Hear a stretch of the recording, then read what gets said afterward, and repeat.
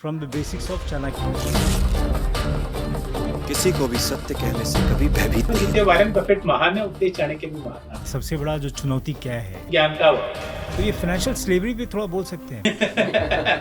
पैसा कम है तो हम लोग जिंदगी की रेस में पीछे हैं। मेरी डॉटर को मेरे को शादी करनी है, मेरे को लगता है कि 10 लाख रुपए लगेगी, 10 लाख मेरे पास नहीं। या 10,000 या 20,000 कमाते हैं तो हम एक फाइनेंशियल स्लेवरी में है, क्या ये सच?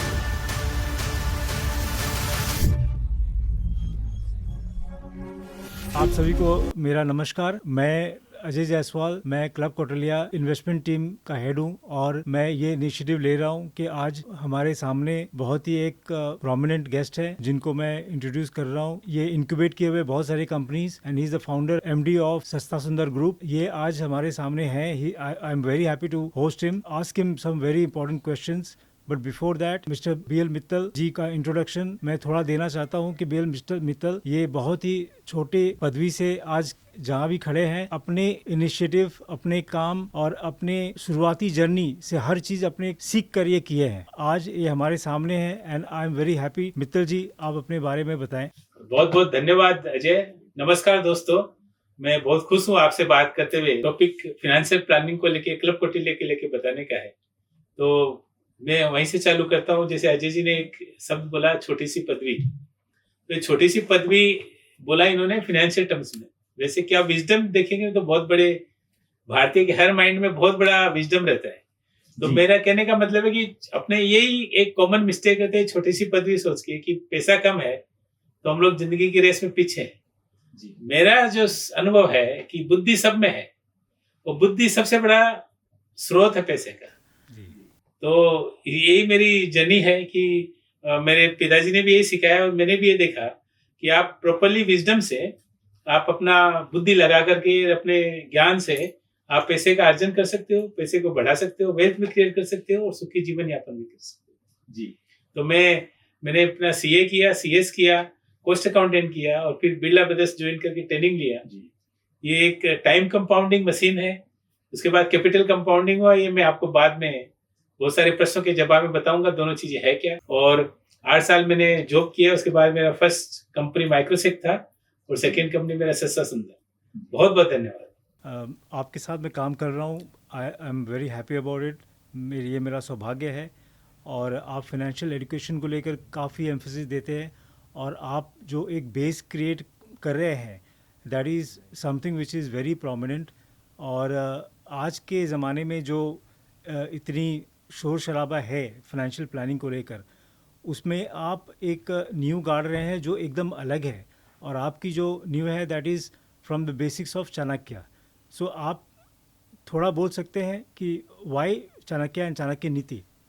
जो यदि आप चाणक्य को पढ़ेंगे ना अजय जी, तो अपना ये देश का, जैसे आप बोलते हैं बहुत शोर हो रहा है, आपने एक शब्द यूज किया, ये देश का एक बहुत बड़ा दुर्भाग्य है कि हमने हमारे जो बहुत बड़े ज्ञानदाता हमारे धर्मशास्त्र है, हमारे ज्ञान के शास्त्र में बोलूंगा, उनको कभी हमने सर्कुलेट नहीं किया। उनको बहुत सारे लोगों ने पढ़ा ही नहीं, स्कूल में पढ़ा न बाद में पढ़ा। मैंने चाणक्य का पूरा शास्त्र पढ़ा और मेरे को आई एम अमेज्ड टू सी कि उसके थोड़े से भी प्रिंसिपल्स को यदि अपने अपने नित्य जीवन में अपना ले तो अपने फाइनेंशियल की इतनी बड़ी विजडम है जो हम सोच नहीं सकते। तो मैंने सोचा कि उन जो विजडम के पल है उनको सब भारतीयों तक, पूरे विश्व तक पहुंचाया जाए। That is number 1। और सेकंड चीज ये है कि उसके साथ में नॉलेज तो देखिए यूनिवर्सल है, उसके साथ में यूनिवर्सल जो नॉलेज है उसका कैसा लिंक है, और दोनों मिलकर के कितनी बढ़िया चीज कॉकटेल बना सकते हैं आदमी की प्रोस्पेरिटी के लिए। इसीलिए मैंने सोचा इसको आगे बढ़ाया जाए। और जैसा आपने कहा कि फाइनेंशियल प्लानिंग का शोर है, प्रॉब्लम यही है, शोर नहीं है फाइनेंशियल प्लानिंग का, शोर है मिथ का, शोर है बकवास का, शोर है इल्यूजन का। प्लानिंग का शोर नहीं है। प्लानिंग तो मैं यदि 100 आदमी से मिलता हूँ तो एक भी आदमी प्लानिंग के बारे में नहीं, मोमेंटम फॉलो कर रहा है। तो आप क्या देखते हैं, सबसे बड़ा प्रॉब्लम क्या है, सबसे बड़ा जो चुनौती क्या है? तो मैं बोलूंगा सबसे बड़ी चुनौती है ज्ञान का अभाव। जैसा मैंने बताया कि बहुत सारे लोग खाली मिथ को फॉलो करते हैं, एक जमी जमाई धारणा है, या तो उसको फॉलो करते हैं या मोमेंटम को फॉलो करते हैं। एक्चुअली पढ़ के समझ के नहीं करते। क्लब कोटलिया को बेस बनाकर आप क्या करना चाहते हैं? What is new that you want to create? देखिए, क्लब कोटलिया का बेस जो है ना, वो चाणक्य का एक स्रोत है, आज्ञा फल फलम ऐश्वर्यम। कि प्रोस्पेरिटी का जो बीज है वो विजडम है। prosperity is the तो जो आप बोलते हैं कि प्रोस्पेरिटी बाय एक्सीडेंट से आती है, ऐसा नहीं है, प्रोस्पेरिटी प्लानिंग से आती है। prosperity is the outcome of wisdom, आप ये Yes, बोलना yes, चाहते ये- हैं जी। तो मैं चाहता हूं कि ये जो जैसे प्रोस्पेरिटी कैसे आती है, जो मैंने भी उन सिद्धांतों को अपने पर्सनल जीवन में लाके फाइनेंशियल टर्म्स में काफी उन्नति की, तो मैं देखा वो बहुत यूजफुल है। हमें उन यूजफुल चीजों को जो मैंने सीखा और अपने जीवन में मैंने उनको प्रैक्टिकली अप्लाई किया, उसको मैं इलस्ट्रेशन के साथ सबको बताना चाहता हूँ और उसके साथ वो चीजें फैलाना चाहता हूँ।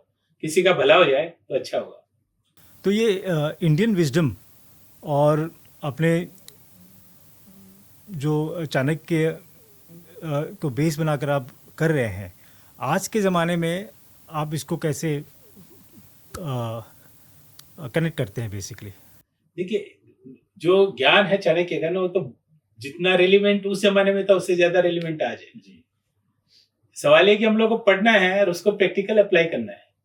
तो जैसे मैंने कहा कि नॉलेज यूनिवर्सल है, इसमें मैं ये नहीं सोचता कि ये इंडियन की धरोहर है या हम लोग वेस्टर्न नॉलेज नहीं लेंगे। मेरा कहने का मतलब है, जितने वारेन बफेट महान है उतने चाणक्य भी महान है। तो हम लोग वारेन बफेट को पढ़े, जरूर पढ़े, उनका अप्लाई भी करें जीवन में। उन्होंने बहुत कुछ काम किया है, पर चाणक्य को भी पढ़े, तभी हम लोग सब फॉलो करते हैं इनफैक्ट। जी। तो आप चाणक्य को पढ़ेंगे तो आपको लगे, फिर क्या होता है कि हमने अपने देश के हीरोज को पढ़ते हैं ना, तो उनका एप्लीकेशन जल्दी होता है, वो समझ में जल्दी आते हैं, क्योंकि वो अपनी भाषा में है, अपने क्षेत्र की जरूरत के हिसाब से। तो यही कहने का मतलब है कि इनके जो भी महान लोग हुए, उन महानतम लोगों की जो सीख है उसको सही भाषा में सही ढंग से अप्लाई कैसे किया जाए, वो इम्पोर्टेंट है। ज्ञान सबके पास है, वो ज्ञान किताबों में भी, यूट्यूब चैनल में भी मिलता है। रियल लाइफ टर्म्स में छोटे छोटे एग्जाम्पल से कैसे उसको आगे बढ़ाया जाए। जैसे कि भी मेरे पास कुछ नहीं है तो कैसे आगे बढ़ूं, मेरे पास 1 करोड़ है तो उसका 100 करोड़ कैसे बनाऊं, ये प्रैक्टिकल कैसे होता है, रियल लाइफ टाइम में कैसे होगा, इसको बताना है क्लब कोटली के। तो आप इसको बताने में आप कौन सी चुनौती फेस कर रहे हैं, आप बता सकते हैं थोड़ा? Is there any challenges that you face? देखिए, चैलेंजेस तो लोगों तक पहुंचने का ही है, वो तो कोई चैलेंज नहीं है, क्योंकि ये तो सदियों सेंचुरीज पुरानी ज्ञान है और कई लोगों ने अप्लाई किया लाइफ में, उनको सक्सेस मिला। तो एक होता है ना, जैसे मेडिसिन होती है, हजारों लोगों पे ड्रग जब यदि ट्रायल सक्सेसफुल हो जाता है तो सब पे होता है, साइंस है। तो ये इसका चैलेंज एप्लीकेशन का नहीं है, चैलेंज है लोगों तक पहुंचाना, लोगों को समझाना कि ये तुम्हारे लिए सही है, और फिर उनको मॉनिटर करना है ताकि बीच में वो अनुशासन बना रहे। उसी लिए हमने क्लब तो कोटिलिया हम का एक ये संस्था समझ के चालू चले किया। कि ये हमारी मिशन है। एकदम मिशन है। आप इस मिशन पे और थोड़ा बोल सकते हैं प्लीज? तो मेरा मिशन ये है कि भी मेरा पर्सनली कहना ये है कि जीवन में जो फाइनेंशियल फ्रीडम है वो कोई भी पॉलिटिकल फ्रीडम जितनी इम्पोर्टेंट है। तो पॉलिटिकली तो हम लोग फ्री हैं, डेमोक्रेटिक कंट्री है, पर फिनेंशियली फ्री नहीं है। और फिनेंशियली स्लेवरी पॉलिटिकल स्लेवरी की जैसी है। तो यदि आप फिनेंशियल इंडिपेंडेंट होते हो, मतलब आपका कैलेंडर आपके कंट्रोल में रहता है जी, तो आप जीवन में बहुत आगे बढ़ सकते हो जी। तो मेरा यही मिशन है कि हिंदुस्तानियों को फिनेंशियल फ्रीडम की तरफ लेके जाएं, उनकी जो फाइनेंशियल गोल्स है वो अचीव कराएं जी, और जीवन में उनको आगे बढ़ाने में मदद करें जी। ये हमारे लिए बहुत ही महत्वपूर्ण है, क्योंकि मैं इस इनिशिएटिव को लीड कर रहा हूँ और आपके छत्र छाया, I mean the road map that you give, उसको समझना और उस पे चलना हमारे लिए और हमारे ऑर्गेनाइजेशन के लिए और हमारे टीम मेंबर्स के लिए, सभी के लिए और ऑडियंस के लिए, सभी के लिए बहुत बहुत इम्पॉर्टेंट है। अजय जी, मैं आपको बता दूं, मैं आपका बहुत एडमायरर हूँ और मैं आपको बोल दूं कि 2010 से 2017-18 तक आप माइक्रोसेक्ट में मेरे साथ थे जी। और उस समय की रिसर्च रिपोर्ट अजय जी की यदि आज भी लाइव है, यदि आप पढ़ेंगे तो आपको लग जाएगा कि देखिए, आज मैं बोलूं कि ये कर रहा है, ये कर रहा है, तो अलग चीज है, पर आप 2011 की रिसर्च रिपोर्ट का आज तो इम्पैक्ट देख सकते हो ना, 15 साल बाद जी। तो आप देखेंगे कि वो किस सूक्ष्म तरीके से आप कैपिटल मार्केट को पढ़ते थे, रिसर्च रिपोर्ट इश्यू करते थे। इसीलिए मैंने जब ये सोचा तो प्रथम व्यक्ति आप ही मेरे ध्यान में आए कि अजय जी, आप ये जो कैपिटल मार्केट इन्वेस्टमेंट है, इस इनिशिएटिव्स को आप लीड करें। पहली बात यह है कि मैं आपका बहुत आभारी हूँ। आई am very thankful for that. और कहीं ना कहीं ये चाणक्य नीति या जो इनिशिएटिव अभी अपने ले रहे हैं, ये कोई नई इनिशिएटिव नहीं है, मुझे मालूम है, क्योंकि वे बैक 2010-2011 में भी हमने इसके शुरुआती नींव एक गढ़ी थी। उसके बाद आज अपने फुल फोर्स से उस चीज़ को अपना रहे हैं और कर रहे हैं। आपने अभी बोला फाइनेंशियल स्लेवरी, तो ये फाइनेंशियल स्लेवरी भी थोड़ा बोल सकते हैं प्लीज़? देखिए, फाइनेंशियल स्लेवरी का एक सिंपल कॉमन सा मैंने आपको बताया ना कि ऐसे टर्म्स यूज करने चाहिए जो लोगों को समझ में आए। जी फाइनेंशियल स्लेवरी मैं उसको मानता हूँ जब फाइनेंस के कारण मेरा कोई जिंदगी में काम अटकता है। जी। समझ लीजिए मेरी डॉटर को मेरे को शादी करनी है और मेरे को लगता है कि 10 लाख रुपए लगेगा, तो 10 लाख मेरे पास नहीं है, वो एक फाइनेंशियल स्लेवरी है। समझ लीजिए मेरी बच्ची को मेरे को कॉलेज में भेजना है, 5 लाख का खर्चा मेरे पास नहीं है, एक फाइनेंशियल स्लेवरी। तो जब मेरी जीवन की जो जिंदगी में जितनी अर्थ की इकोनॉमिक्स की जरूरत है उतनी मेरे पास नहीं है, तो एक फाइनेंशियल स्लेवरी। तो हमने ये जो बंधन बनाया है, ये बंधन बनने का कारण है because of I mean our lack of knowledge, अपने ये बोल सकते हैं। हाँ, लेक ऑफ नॉलेज। यदि नॉलेज रहे, और लेक ऑफ नॉलेज से ज्यादा जरूरी है नॉलेज का एप्लीकेशन करना जी और उसके बाद जरूरी है अनुशासन रखना। जी तो नॉलेज का एप्लीकेशन और अनुशासन, ये 3 चीजें यदि मिलती है जी तो उसको बोलते हैं विजडम। एब्सोल्युटली। तो prosperity is not the result of knowledge, जी prosperity is not the result of action alone, prosperity is not the knowledge of discipline alone, but the prosperity is the outcome of wisdom. And wisdom is mix of 3 things.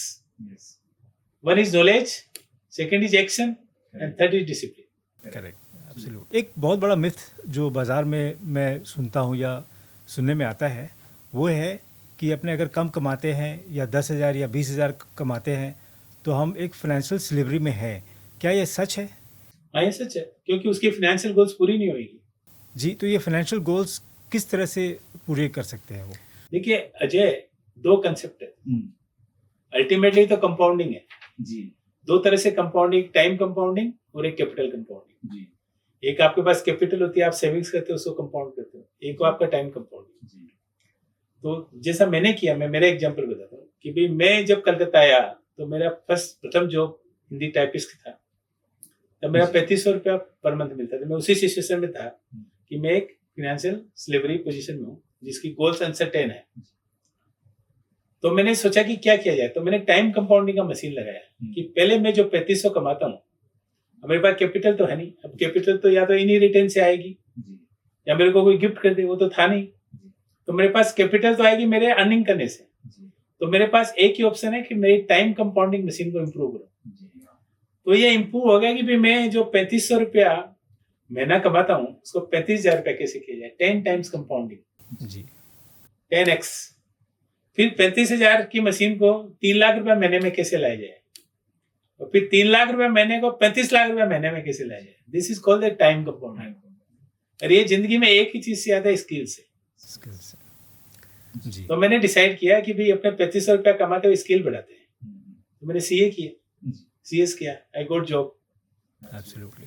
अब job मिला तो मैं 3,0500 से 3.5 लाख रुपया महीना पहुंच गया। तो मैं फाइनेंशियल स्लेवरी से निकल गया। Now I was financial independent. अब उसके बाद की कहानी मैं आपको अगले प्रश्न में बताऊंगा कैसे क्या आगे बढ़ते हैं। Definitely. Thank you all for watching this first episode. So next episode में अपने आएंगे और ये बताएंगे कि मित्तल जी ने टाइम कंपाउंडिंग और कैपिटल कंपाउंडिंग को स्ट्रैटेजी बनाकर किस तरह से अपने करियर को ग्रो किया।